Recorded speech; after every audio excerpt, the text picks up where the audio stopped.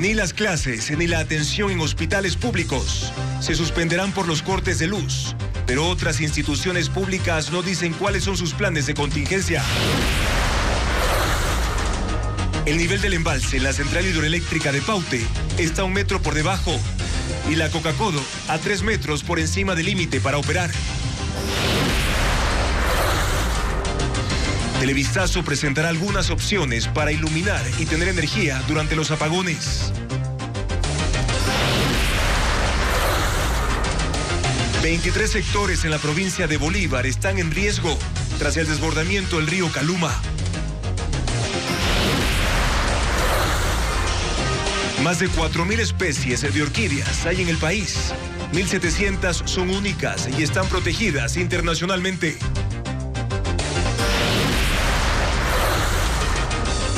Por tercera ocasión, Israel incursiona en la Franja de Gaza y jamás acepta que hay enfrentamientos violentos.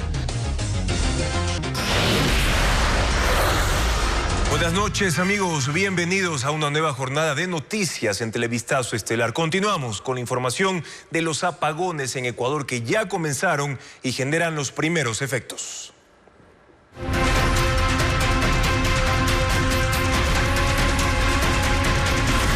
Apagones. ¿Y ahora qué hacemos?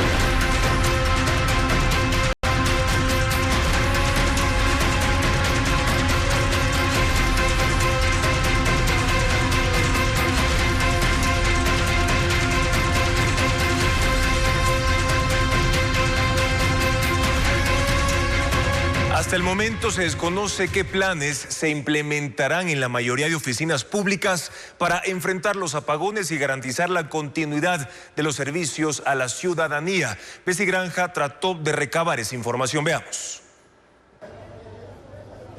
Son muy pocas oficinas públicas las que ofrecen información sobre cómo seguirán funcionando en medio de los apagones, sin afectar los servicios a los ciudadanos.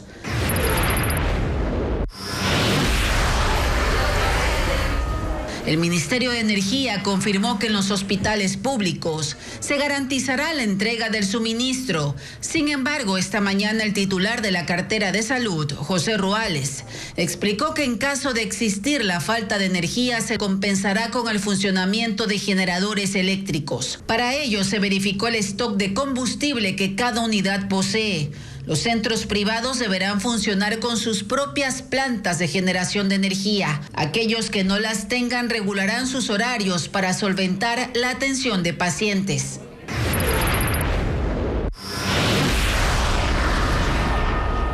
El Ministerio de Educación informó que las clases en los planteles se mantienen presenciales en todas las jornadas.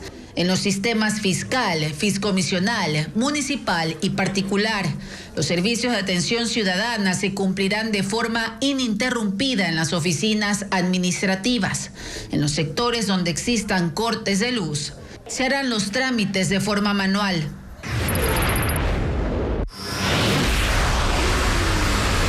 Mientras esta mañana los conductores en ciudades como Quito y Guayaquil reportaron caos vehicular por los semáforos apagados a causa de la suspensión del servicio eléctrico.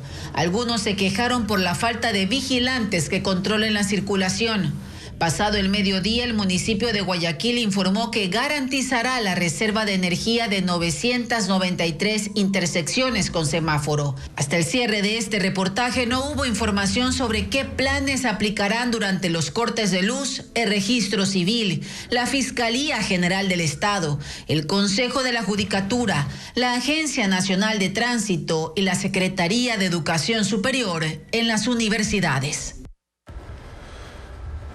Uno de los objetivos de los racionamientos de electricidad es permitir que se recuperen los niveles de los embalses que alimentan las principales hidroeléctricas del país. Las autoridades esperan que los caudales de los ríos aumenten en estos días. Francisco Garcés con más datos sobre este tema. En el primer día de racionamiento de electricidad en todo el Ecuador, se ahorraron más de 1.000 megavatios en una de las horas de mayor consumo del día. A las 14 horas del jueves, el país consumía 4.200 megavatios hora de energía, pero este viernes a la misma hora el consumo fue de 3.000 megavatios. La intención es que de a poco se recuperen los reservorios de las hidroeléctricas que trabajan con niveles críticos de agua, aunque ese efecto podría tardar semanas si las lluvias no se presentan. La principal preocupación está en el embalse de Mazara en el río Paute. El último registro determinó que el nivel de agua está 1 metro por debajo del límite de operación de esa central, según informó el director del SENACE, Gabriel Argüello. La mayor parte del día esa hidroeléctrica produjo algo más de 10 megavatios y estaba previsto que cierre la jornada con cerca de 70 megavatios hora, pese a que tiene una capacidad de producir 170.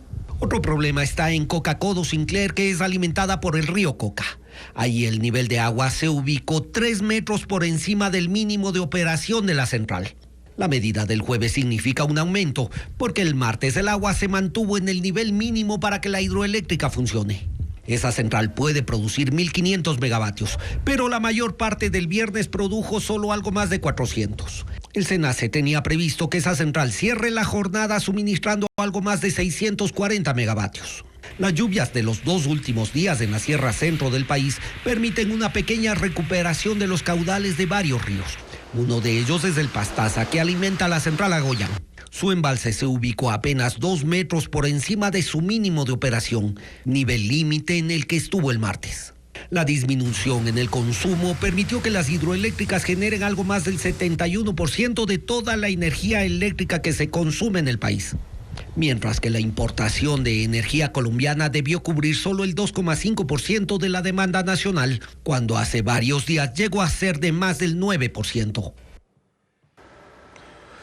Ahora, no todos los rincones de Ecuador sufrirán apagones. En 2 provincias y un cantón del sur del país no habrá cortes de energía tras un acuerdo con la empresa privada. Alejandra Sánchez informa cuáles son esas localidades.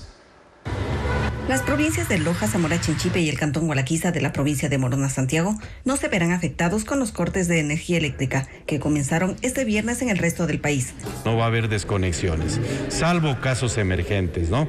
Que serán comunicados oportunamente a toda la ciudadanía. ¿Cómo lo lograron? La empresa minera Lundin Gold trabajará con 5 generadores que alcanzan aproximadamente 7.000 kilovatios hora. Esto alivia al sistema interconectado y contribuye a la situación actual del sector eléctrico ecuatoriano. Ellos están ya en este momento ya generando con sus 5 grupos de emergentes que tienen, que son de 2 megavatios. Con eso nosotros vamos a suplir ya el 10% de energía que tenemos de déficit.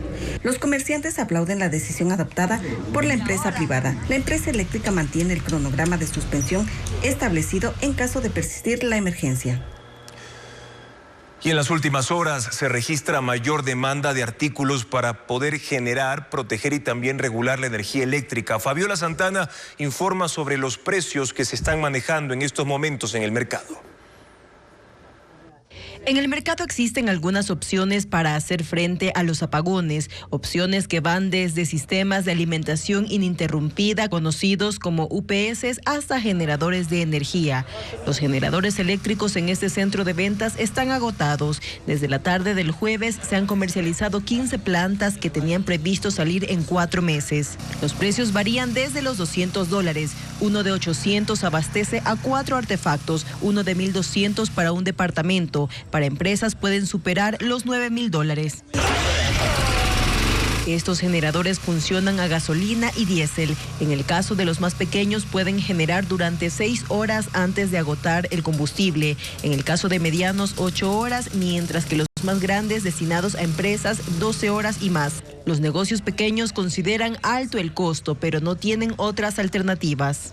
Que todo para poder atender los locales, para poder facturar, para que manejen las computadoras, los sistemas.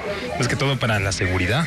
Los sistemas de alimentación ininterrumpida o UPS son empleados especialmente para dotar de energía a los sistemas de cómputo. En el mercado existen algunas opciones. El más barato cuesta $30 y opera 12 minutos después de un corte. Hay otros que superan los $700 y tienen un suministro de electricidad de entre 4 y 10 horas, dependiendo el número de equipos conectados.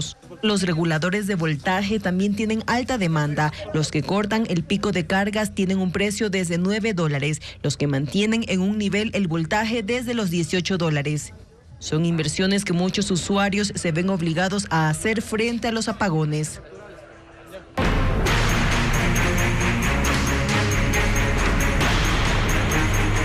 clima con los cables cruzados.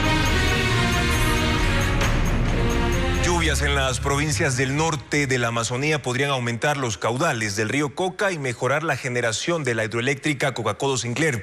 Francisco Garcés informa sobre las previsiones de los expertos para los próximos días. Las lluvias se han presentado en varias zonas del Ecuador los últimos días. Empezó a llover en la zona oriental y también podrían mejorar las precipitaciones en el austro. Si las condiciones se mantienen, aumentarán los caudales de los ríos que alimentan las principales hidroeléctricas del país. El monitoreo que realiza el INAMI evidencia la presencia de lluvias en Sucumbíos, Napo y Orellana. Si el temporal se mantiene, podría alimentar al río Coca, que aporta agua a Coca-Codo Sinclair, con capacidad de producir 1.500 megavatios y que actualmente trabaja al 48% de su capacidad. Es probable que con las precipitaciones que nosotros vamos registrando en los últimos días, de forma paulatina empiece a tener un mejor comportamiento el tema de los caudales, una recuperación. Sin embargo, hay que estar muy pendientes de cómo será la evolución de las precipitaciones, porque las lluvias deberían mantenerse de forma constante para que los caudales se comiencen a recuperar. La humedad que ingresa al Ecuador desde la Amazonía genera lluvias en la sierra, especialmente en el centro norte. Caso especial es el de Bolívar, en donde se intensificaron e incluso provocaron inundaciones. En Azuay se formó también un sistema que provoca las primeras lluvias en más de un mes y medio.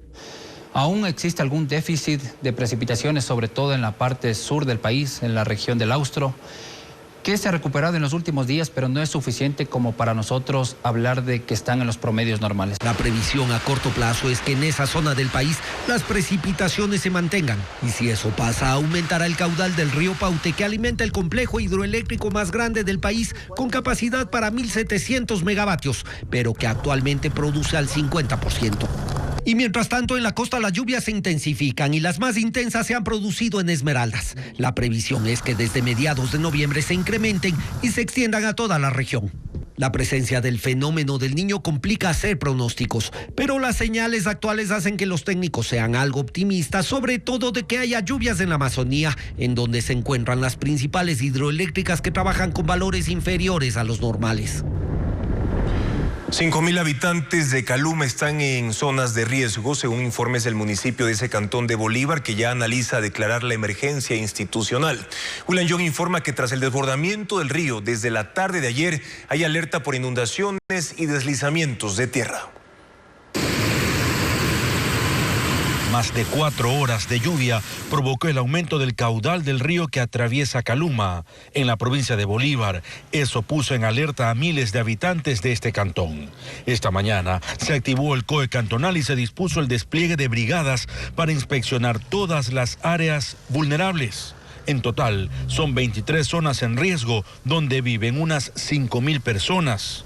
Por eso ya analizan declarar la emergencia. Esto nos va a permitir a nosotros realizar contrataciones directas en lo que es tema de maquinaria y otros materiales que nos puedan servir para enfrentar la emergencia. Uno de los sitios más críticos es el barrio Caluma Viejo. Aquí hay viviendas al borde del colapso. Incluso han sido notificadas para que sean desalojadas. En sí, Caluma es una zona de riesgo debido a su geografía, pero el manejo de cuencas es muy importante y la inversión que realiza el gobierno también es necesaria para acá, para el cantón. Mientras que maquinaria municipal y de la prefectura trabajan en varios tramos del río para construir muros de contención y reducir el impacto del agua en esta población que se alista para enfrentar al fenómeno de El Niño. Y mientras esto sucede, decenas de habitantes de Caluma se agrupan para conformar brigadas comunitarias y así aportar con mano de obra, recursos y limpieza de maleza en las zonas de riesgo. Así está ahora el mercado municipal. En mayo pasado, el desbordamiento del río provocó graves daños en decenas de edificaciones de Caluma y por eso ahora temen que la historia se repita. Incluso hay viviendas a punto de caerse, aunque en ellas siguen viviendo familias que están a metros del río que atraviesa este cantón de la provincia de Bolívar. Janet Jiménez es dueña de un negocio en una de las 23 zonas de riesgo. Tuvo que levantar un muro para protegerse. Con temor, en zozobra, de nosotros, de nuestras familias, de los vecinos, de todos. En barrios de la zona conocida como Caluma Viejo se están agrupando para formar brigadas. Se reúnen todos los lunes y esta semana decidieron activarse ante la posible declaración de emergencia. Nosotros hemos venido dando mano de obra y no solo mano de obra. Hemos apoyado a las maquinarias que eran del Consejo Provincial con combustible. O sea que de aquí de nosotros ha habido buena voluntad por el bien y la tranquilidad de todo el barrio. Además, buscan vecinos que sean médicos para conformar brigadas de salud y atención primaria. Mientras tanto, ellos siguen en sus actividades cotidianas, pero listos para actuar si el niño aparece con fuerza. Israel desató esta tarde y noche uno de los más feroces bombardeos en la Franja de Gaza, incluida una tercera incursión terrestre combinada con operaciones aéreas. Hay temores porque el recrudecimiento de los ataques pudiera tener un efecto negativo en las gestiones para liberar a más de 200 rehenes que están en poder de milicianos del grupo palestino Hamas. Pedro Jiménez, pendiente de la situación de ese territorio. Israel extiende los bombardeos en la Franja de Gaza y ha dicho que la fase terrestre llevará mucho tiempo. El movimiento de tropas, que comenzó con 2 incursiones de reconocimiento, se intensificó esta tarde y noche, sin que el ejército de Israel confirme todavía si esa etapa ha empezado en forma definitiva o si el ingreso de tanques por tercera vez es temporal como en las 2 ocasiones anteriores. Los ataques de hoy han sido los más intensos desde que comenzó la guerra, llegando incluso a destruir todos los sistemas de transmisión y las rutas de enlace con el exterior, dejando a ese enclave palestino sin internet y totalmente incomunicado. La organización Médicos Sin Fronteras alerta que ha perdido contacto con su personal palestino y UNICEF tampoco tiene información de sus funcionarios en ese lugar.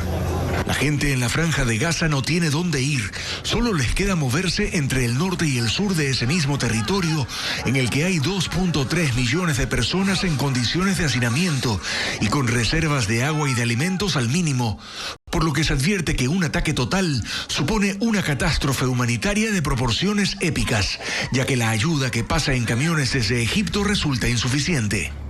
La delegación de Israel en la ONU rechazó hoy una resolución aprobada por 120 votos contra 14, exigiendo una tregua inmediata, desconociendo así cualquier autoridad de Naciones Unidas. Israel advierte además que continuará trabajando para destruir a Hamas en una ofensiva militar que deja hasta ahora más de 7.000 muertos en Gaza.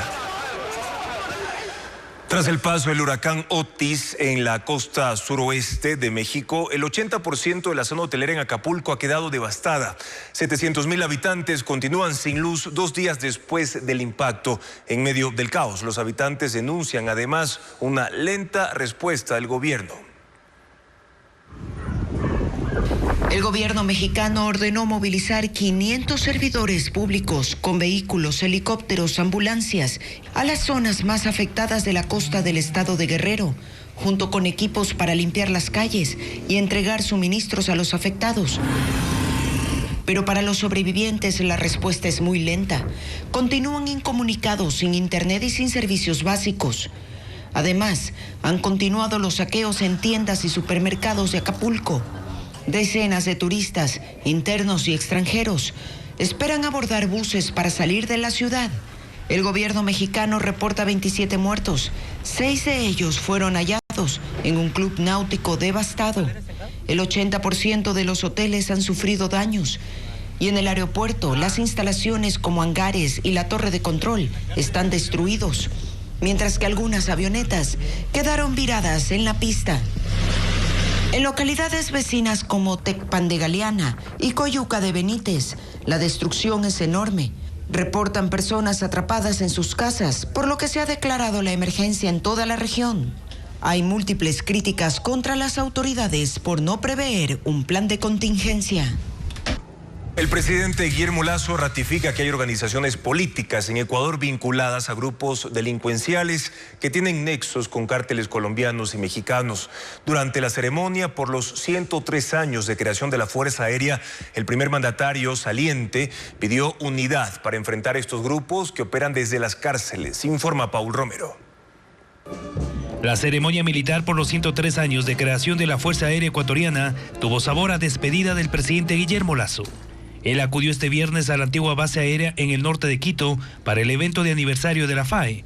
En su discurso de 17 minutos, dijo que durante los 2 años, 5 meses de su gestión, ha enfrentado a enemigos poderosos, como las bandas de delincuencia organizada, vinculadas a carteles colombianos y mexicanos que viven del narcotráfico. Según Lasso, estas bandas criminales tienen nexos directos con organizaciones políticas en Ecuador. Debemos estar atentos para evitar los acuerdos de grupos políticos ecuatorianos con grupos delincuenciales organizados. No podemos permitir que ningún grupo político pueda contar con un brazo armado ahí en las cárceles. No dio los nombres, pero de forma sutil señaló que todo empezó en 2009 con la salida de la base de Manta durante el gobierno de Rafael Correa.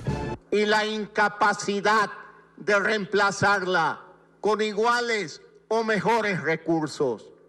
Mi gobierno ha enfrentado a estas mafias con vinculaciones políticas desde el primer día. En ese contexto agradeció el apoyo de las Fuerzas Armadas para enfrentar al narcotráfico, pero también aclaró que entregó recursos por $400 millones para recuperar la capacidad operativa militar y que deja proyectos en ejecución por $600 millones. En esta ceremonia castrense, la última a la que asiste Lasso en su mandato, el Comando Conjunto de las Fuerzas Armadas le condecoró con la Medalla Cruz de Guerra, la distinción más importante. Hemos querido reconocer públicamente su apoyo decidido y trabajo desinteresado en beneficio de la seguridad y la defensa de esta patria. En esta ceremonia, los miembros de la FAE desfilaron con el nuevo uniforme de combate, similar al que utiliza la aviación militar de Estados Unidos. El CNE declare nulos los resultados de las elecciones presidenciales y de asambleístas y que se convoque a nuevas elecciones, es lo que pide un ex candidato a la Asamblea. Esto ha puesto en apuros al CNE por la incidencia en los plazos fijados para la posesión de los nuevos asambleístas y del presidente electo. Hernán Higuera lo explica. Desde ayer reposa en la Secretaría del Consejo Nacional Electoral un recurso de nulidad de los resultados de las elecciones presidencial y de asambleístas en el exterior. Fue interpuesto por el ex candidato alterno a asambleísta de Construye, Alejandro Tillería, quien además pide que se repitan las elecciones. El área jurídica del CNE analiza si la impugnación cumple con los requisitos y el lunes presentará un informe al Pleno del Consejo Electoral para que decida negarlo o admitirlo. Construye salió al paso y calificó de absurdo el reclamo de su ex candidato. El documento no cumple con los mínimos requisitos legales para ser considerado.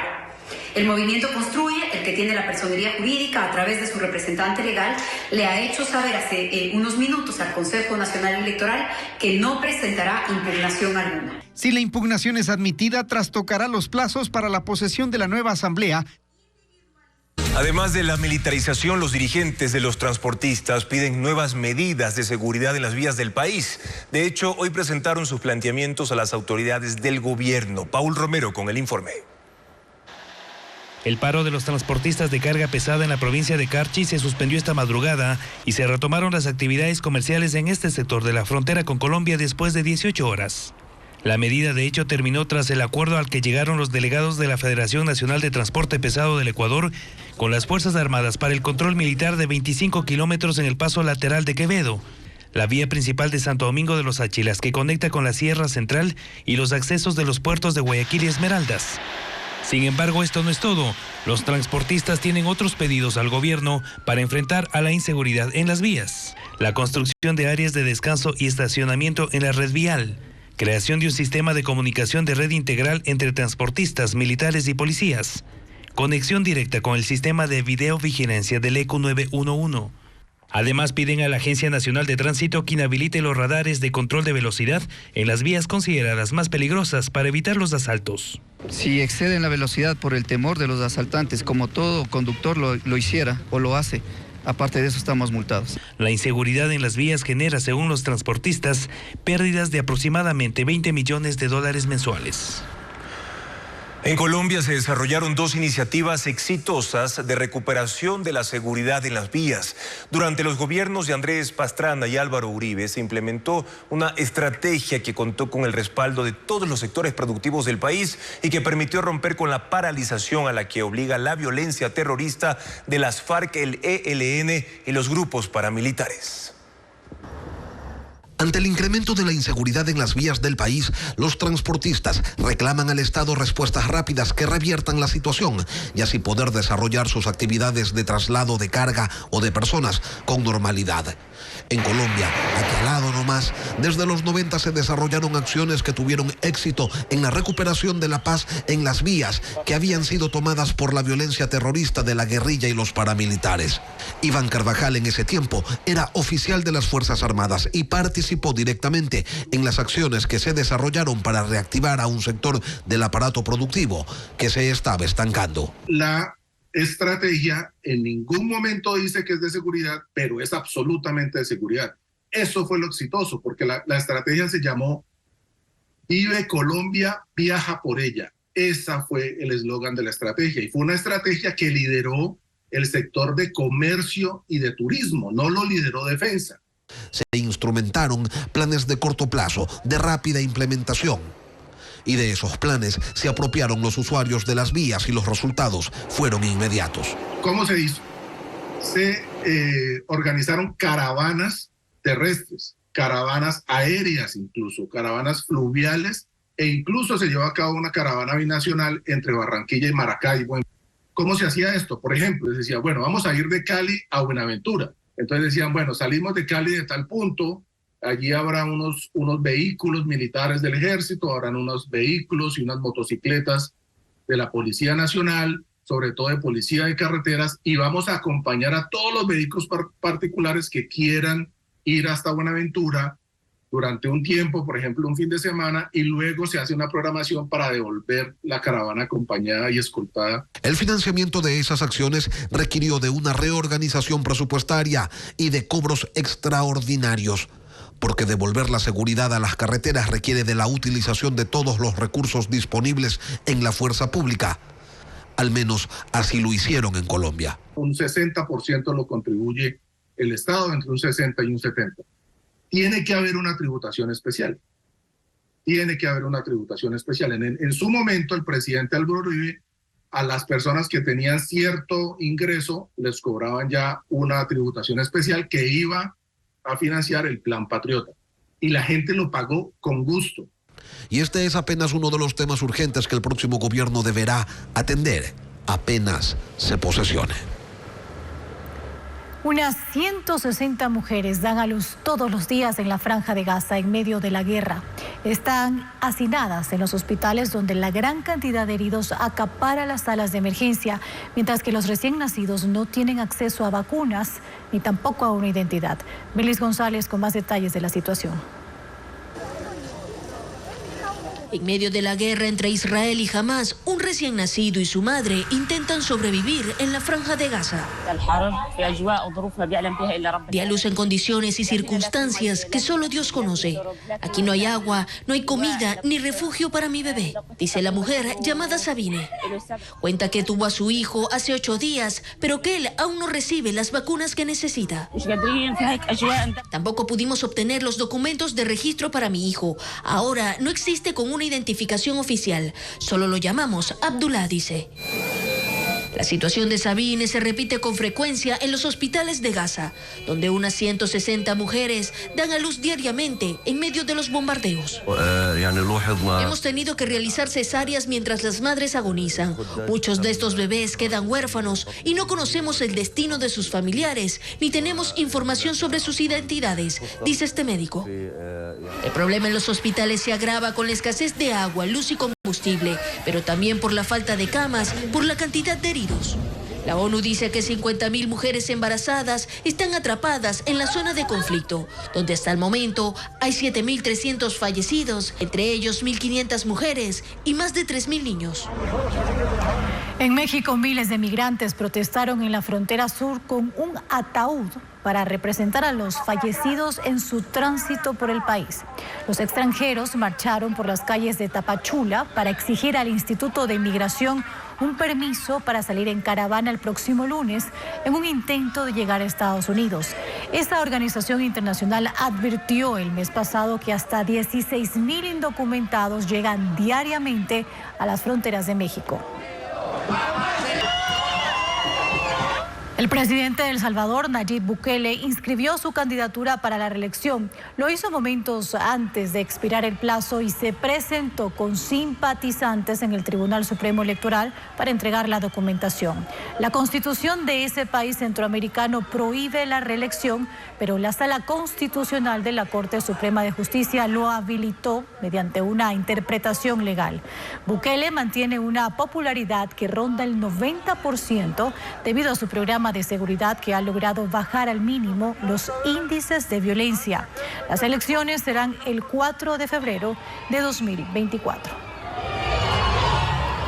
Activistas climáticos radicales vandalizaron la pirámide del Museo del Louvre en París, Francia. Los manifestantes escalaron por los paneles exteriores de cristal y los rociaron con pintura naranja, mientras que otros lanzaron piedras desde la base. El objetivo de la protesta fue exigir la renovación térmica del edificio con nuevos estándares de conservación ambiental. La policía sofocó la manifestación y se los llevó presos. Los accidentes cerebrovasculares son la tercera causa de muerte en Ecuador. Por ejemplo, el ictus, que ataca sobre todo durante la tercera edad. En el siguiente reportaje les informamos cómo prevenirlos y las 31 casas de salud que hay en Ecuador para atender estos casos. El ictus forma parte de los accidentes cerebrovasculares. La mayoría de casos se reportan en adultos mayores, de 60 a 65 años. Una patología a tomar en cuenta por sus posibles efectos. Tienen que ver con una disminución aguda, una disminución brusca del torrente del aporte sanguíneo al cerebro. Puede ocasionar nosotros quedemos con algún tipo de discapacidad. Durante esta semana en Manabí, Quito y Guayaquil se han realizado charlas, ferias y simulacros de atención para pacientes. Punto importante, pues durante este año en Ecuador se han registrado 2.470 accidentes cerebrovasculares. Las ciudades con más casos son Quito, Guayaquil, Cuenca, Loja y Ambato. Las actividades se han enfocado en informar los factores de riesgo y las medidas de prevención. Factores de riesgo, diabetes, presión alta, colesterol alto, tabaquismo, sedentarismo. ¿Cómo prevenirlo? Teniendo una vida mucho más sana, disminuyendo la cantidad de los carbohidratos, la sal en la comida. En 2021, 5.000 personas murieron en el país a causa de una enfermedad cerebrovascular. Los galenos señalan que la atención oportuna es vital y en Ecuador hay lugares certificados para hacerlo. En Manabí, el Hospital Rodríguez Zambrano fue el último en ser acreditado este lunes debido a los equipos con los que cuenta y sus 3 especialistas en neurología.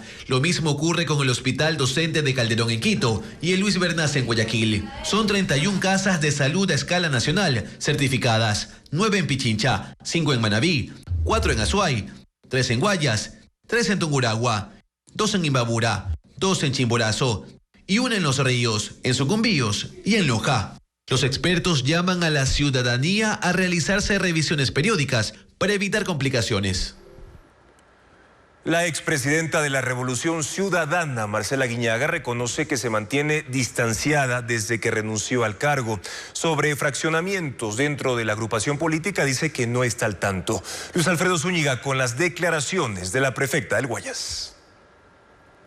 Aunque los asambleístas y miembros de la Revolución Ciudadana se han esforzado para negar fraccionamientos dentro del partido, las muestras siguen apareciendo. La expresidenta del correísmo, tras presentar su renuncia al cargo el pasado 18 de octubre, hoy dice estar alejada. Bueno, sigue el movimiento, sí, pero por ahora un poquito alejada del tema político y más bien dedicada a lo importante y lo urgente, que es a rendirle esa confianza que me dio los ciudadanos en las urnas. La salida de Aguiñaga se dio tras los comentarios de Pierina Correa, hermana del líder de la Revolución Ciudadana, Rafael Correa, quien criticó el papel de la prefecta del Guayas en la derrota de Luisa González en los comicios. Marcela Guiñaga mencionó esto luego de su ponencia en la Convención de Mujeres en Guayaquil. Entre los problemas en el correísmo se incluyen la controversia entre el ex vicepresidente Jorge Glass y su ex asesora Soledad Padilla, quien aseguró ser víctima de acoso, mientras Glass denunció una presunta extorsión. extorsión. Paola Pavón, prefecta de Pichincha y miembro del partido, habló incluso de la creación de una unidad de atención que se encargue de los casos de violencia de género dentro de las organizaciones políticas. Sobre episodios machistas dentro del movimiento, Aguiñaga dijo: Bueno, hay posiciones y posiciones. Yo nunca he compartido algunas declaraciones, pero creo que todos tenemos que hacer una sociedad menos machista, tanto desde la política como de los espacios de trabajo. En cuanto a un posible fraccionamiento en el bloque legislativo y los votos que podrían o no alcanzar, expresó: No sé, pregúntele al delegado del bloque, yo no soy su vocera. Aseguró además no saber si habrá más desafiliaciones en la Revolución Ciudadana, tal como ocurrió con Ferdinand Álvarez, asambleísta reelecto por Guayas y pareja de Padilla. El posible abuso de medidas cautelares se trató en el Pleno de la Corte Constitucional. Los magistrados seleccionaron el caso del expresidente del Consejo de Participación, Cristian Cruz, destituido en 2020, para regular si este tipo de decisiones pueden estar sobre las funciones de la Asamblea Nacional. Jacqueline Rodas lo explica. En septiembre de 2020, el entonces presidente del Consejo de Participación Ciudadana, Cristian Cruz, intentó evitar su destitución presentando una acción constitucional de medidas cautelares ante un juez de Quito. Pero antes de la resolución, la Asamblea Nacional lo censuró y destituyó mediante un juicio político por incumplimiento de funciones. Lo acusaron de usar documentos falsos para obtener su carnet de discapacidad y licencia de conducir. 3 años después, la Corte Constitucional selecciona el caso por considerarlo grave, relevante y de trascendencia nacional. El Pleno analiza si una medida cautelar puede interferir en la independencia del legislativo y su capacidad de fiscalizar a los más altos funcionarios del país, atribución que le da a la Constitución. Sentará un precedente obligatorio que podría limitar la intención de autoridades políticas, de gobierno y de control que buscan evitar su salida del cargo usando este tipo de recursos. El proyecto de sentencia fue elaborado por la jueza Carla Andrade y puesto en conocimiento de los demás magistrados constitucionales. La decisión final se hará pública luego de notificar a las partes. Ecuavisa da paso a la cadena dispuesta por la Secretaría General de Comunicación de la Presidencia.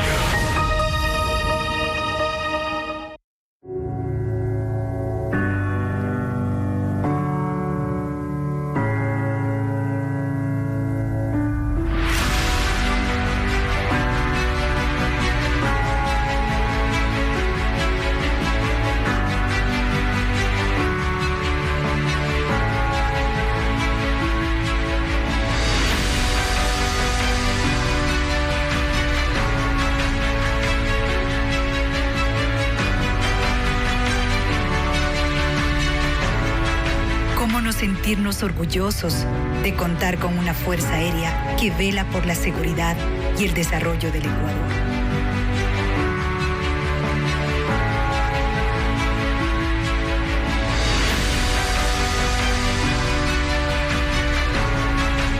Que es solidaria y apoya en los momentos de emergencia y necesidad del país.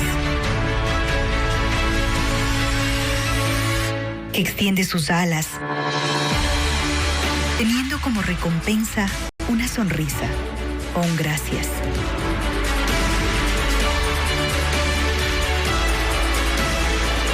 ¿Cómo no sentirnos orgullosos de contar con una Fuerza Aérea que se proyecta hacia mejores días, apoyados en la ciencia y la tecnología? Una Fuerza Aérea que día a día mantiene la vigilancia y el control del espacio aéreo nacional.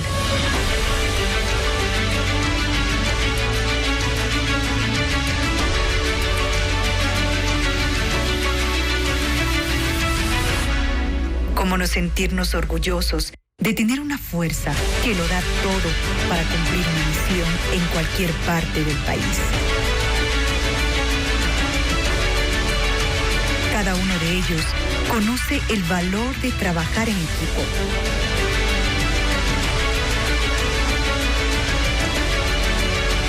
Los ecuatorianos agradecemos su compromiso de servicio para mantener seguro a nuestro espacio aéreo. Para todos quienes pertenecen a la Fuerza Aérea, nuestro apoyo y el anhelo porque sigan cumpliendo su deber con la patria.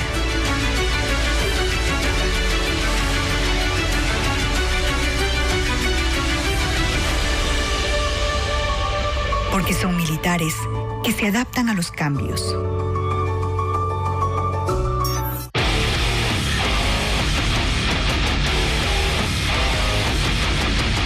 Porque son el legado de amor y patriotismo por nuestro Ecuador. Porque juntos somos una sola fuerza.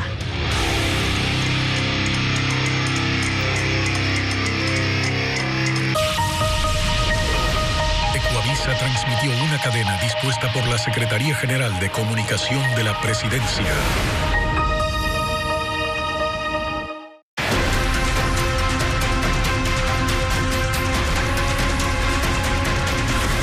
Apagones. ¿Y ahora qué hacemos? Las personas que buscan información oficial sobre la programación de los cortes de energía eléctrica tienen a disposición las redes sociales de las 19 empresas distribuidoras y de la Corporación Nacional de Electricidad, CNEL. Sin embargo, esta mañana, cuando ya comenzaron los apagones, esa herramienta digital colapsó. Hernán Higuera con más información. Los apagones empezaron puntuales a lo largo y ancho de todo el país. Las 19 empresas distribuidoras aún enfrentan dificultades para informar oportuna y adecuadamente los horarios y los sectores en los que habrá cortes en los siguientes días. El sitio oficial de la Corporación Nacional de Electricidad, CNEL, que tiene la información de todo el país, durante toda la jornada tuvo dificultades para publicar la información que la ciudadanía requiere. Los cortes de luz se dieron mayoritariamente en sectores residenciales. Fue de 8 a 12 horas, de 12 a 16 horas y de 16 a 18 horas, sobre todo en la región Sierra. En Quito, por ejemplo, se apagaron 13 subestaciones del norte, centro y sur de la ciudad y unos 700 barrios se quedaron sin el servicio en esta jornada. En Guayaquil, en cambio, según la Corporación Nacional de Electricidad, alrededor de 600 sectores del centro, norte y sur de la urbe se quedaron sin servicio de energía eléctrica. Los primeros cortes se dieron desde las 8 hasta las 11 de la mañana y en un segundo horario se aplicó desde las 17 hasta las 18 horas.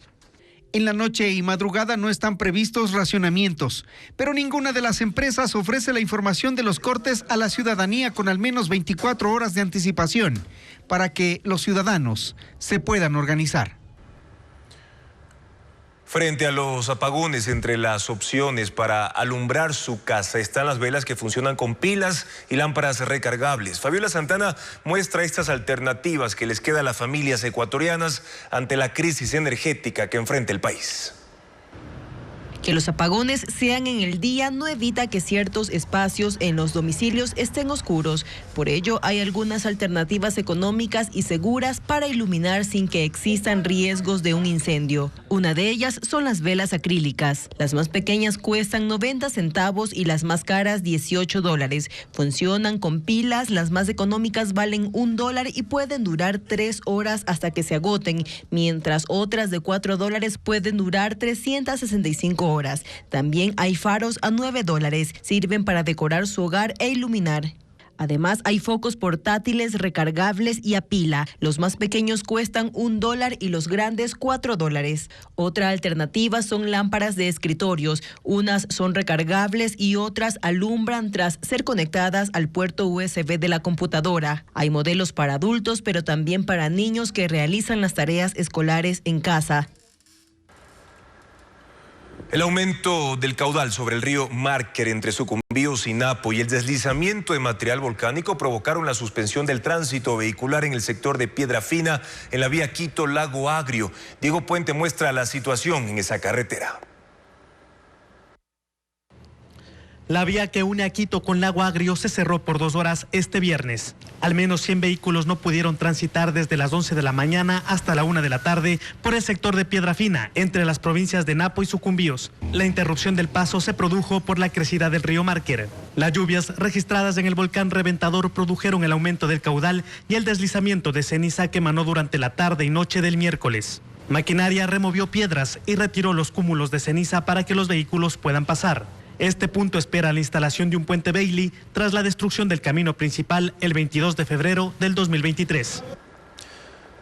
La Corte Constitucional frena el embargo de 17 bienes del Banco Central y el pago de $50 millones a 119 ex trabajadores de la entidad.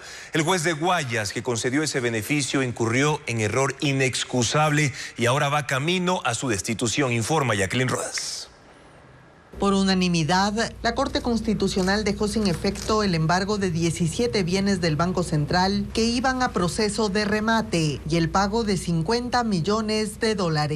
Los magistrados accedieron a tratar este caso con prioridad y la decisión se emite justo a tiempo, antes de perder los inmuebles entre los que está el edificio del Banco Central de Guayaquil, donde ahora funciona la Corporación Financiera Nacional, y el archivo histórico del Guayas, que ya preparaba un plan de contingencia para reubicarse y mantener valiosos documentos que datan del siglo XVI, 60.000 libros, mapas y fotografías que necesitan cuidado especial. El caso se originó en una demanda de acción de protección que ganaron 33 trabajadores desvinculados de sus cargos, pero que el juez de Guayas, Luis Quintero, extendió de forma irregular a otros 119 funcionarios de la entidad, ordenando que todos sean indemnizados. La Corte declaró que el juez incurrió en error inexcusable al beneficiar a terceros que no formaban parte del proceso y sin notificar al Banco Central para que pueda defenderse. Dispuso al Consejo de la Judicatura que le abra un sumario administrativo que puede concluir en su destitución.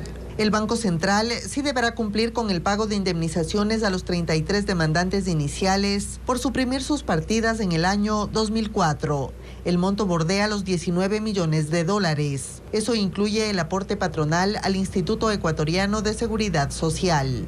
En Ecuador, las exportaciones de banano han crecido en más del 6%.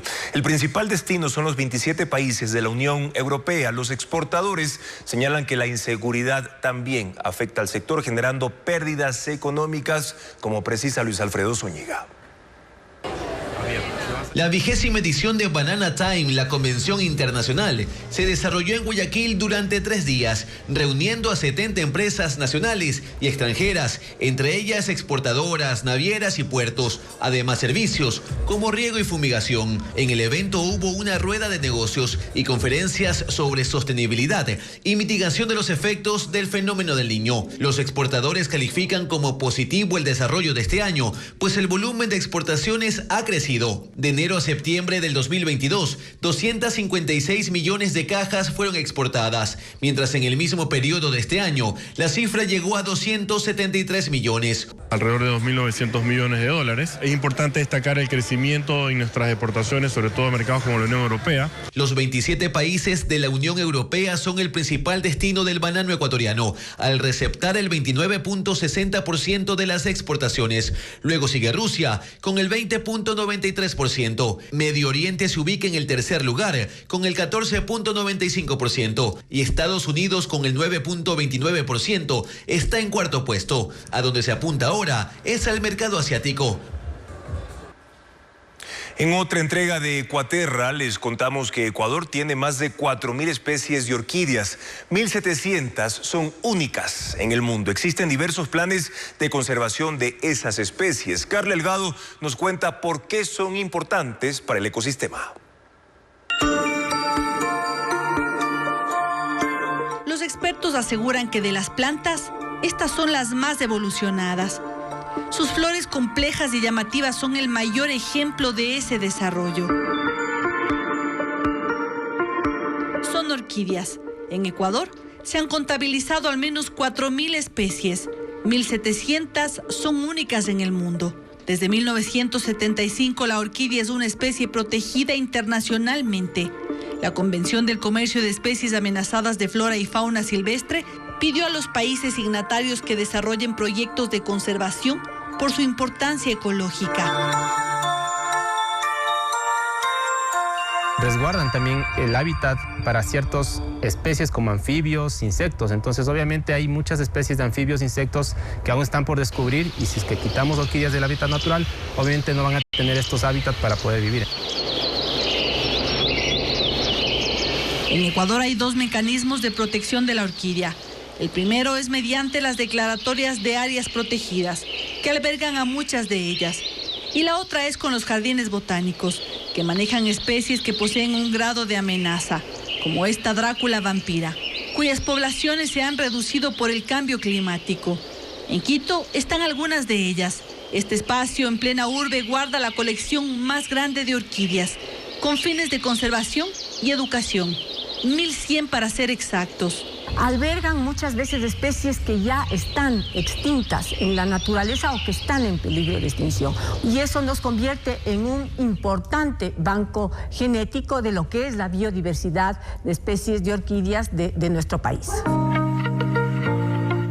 También especies emblemáticas corren el riesgo de desaparecer, como la maigua, que significa morado y es la orquídea simbólica de Quito. La orquídea también ha despertado la curiosidad de la academia.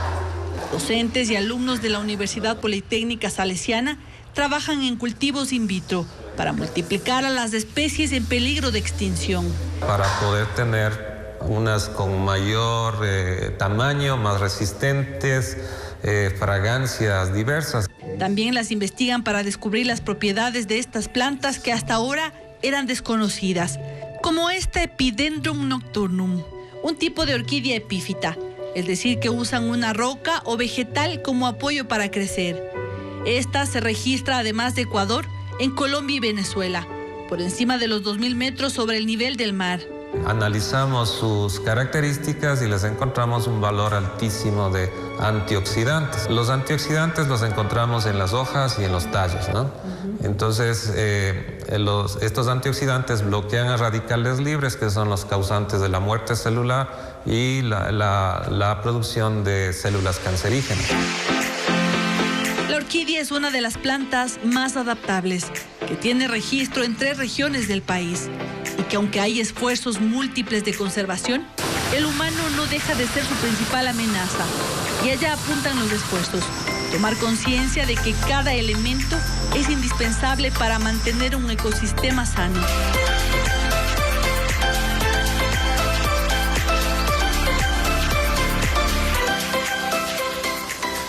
Una metodología para la creación de emprendimientos digitales se organiza en la Universidad de las Fuerzas Armadas, la ESPE. El evento durará hasta el domingo y en el siguiente informe explicamos más detalles de lo que ahí se presenta. Durante 3 días, jóvenes emprendedores recibirán recomendaciones para que sus proyectos digitales tengan éxito. En el evento, que se desarrolla en la ESPE, se expone una metodología usada a escala mundial por las startups, es decir, emprendimientos de jóvenes que usan herramientas tecnológicas. El eje central de ese método es optimizar tiempo y dinero, enfocándose en necesidades específicas de un grupo de usuarios. Determinamos ese producto en menor tiempo, lo llevamos a mercado para que entregue el valor que queremos entregar como solución, pero no necesariamente es toda la solución, porque muchas veces las empresas tardan años en construir toda su solución y si esperamos años para llegar al mercado, quizás estamos perdiendo timing y nos demoramos mucho para llegar. 6 jóvenes desarrollaron una aplicación para el sector florícola. Consiste en recopilar información almacenada sobre la producción que ha tenido durante años y así aplicar estrategias y proyecciones. Evitar enfermedades, formación meteorológica que tienen las fincas, para que de igual manera esta aplicación les comente, ¿sabes qué? Tu producción va a ser tal. Otro proyecto de 2 jóvenes es una plataforma que usa la inteligencia artificial para recomendar a los graduados de carreras tecnológicas cómo potenciar su perfil profesional con capacitaciones.